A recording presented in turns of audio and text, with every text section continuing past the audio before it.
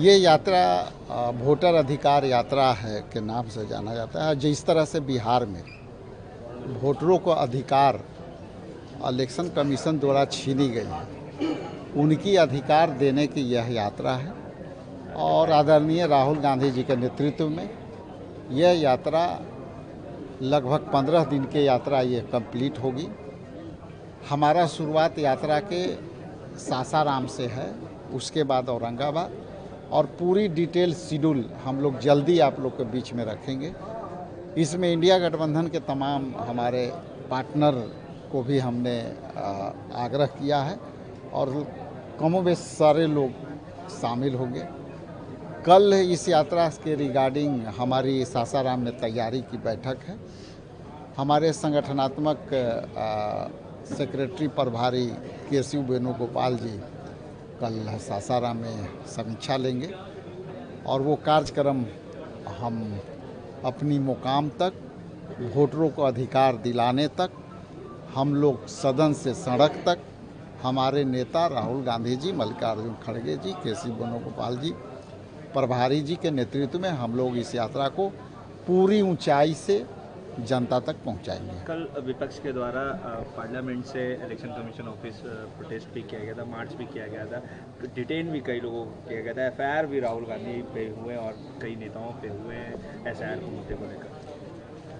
देखिए, एसआईआर अपने आप में इलेक्शन कमीशन के अपने आप पोल खुलते जा रहे हैं और पोल इस तरह से खुल रहे हैं कि विगत 2-3 महीनों से हम लोग इस चर्चा को लोगों में लाए हैं और जो आशंकाएं थे वो आशंका धीरे धीरे सब साबित होते जा रहे हैं।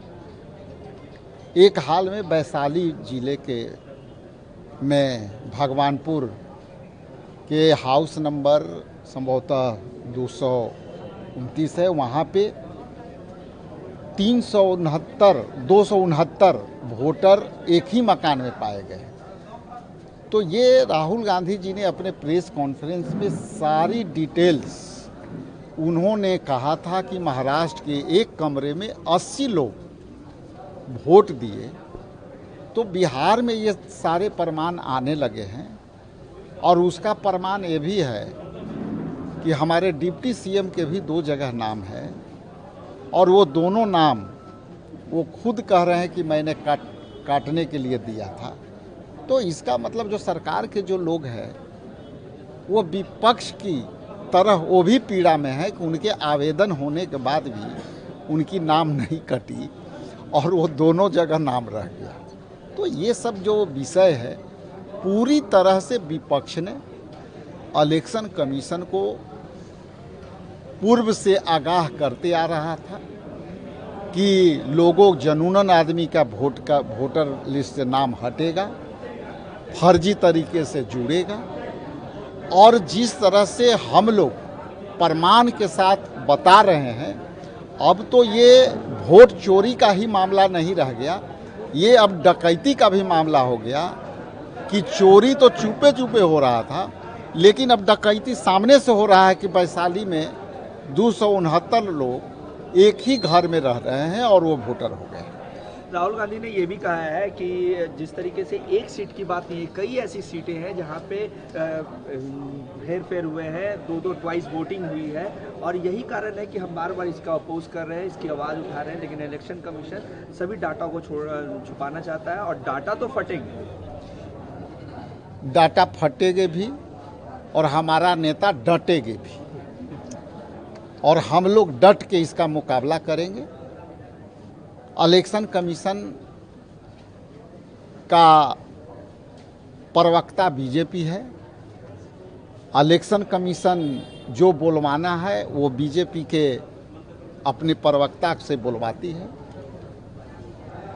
और जो बात सामने आई, बिहार में भी वही परंपरा वोट चोरी करने का शुरू की गई थी और इसकी शुरुआत इन्होंने कर दी है, जिसका जम करके हम लोगों ने विरोध किया और ये डाटा आंकड़ा बिहार में भी फटे। इलेक्शन कमीशन का आपने जिक्र किया तो एक और सवाल ले लेता हूँ।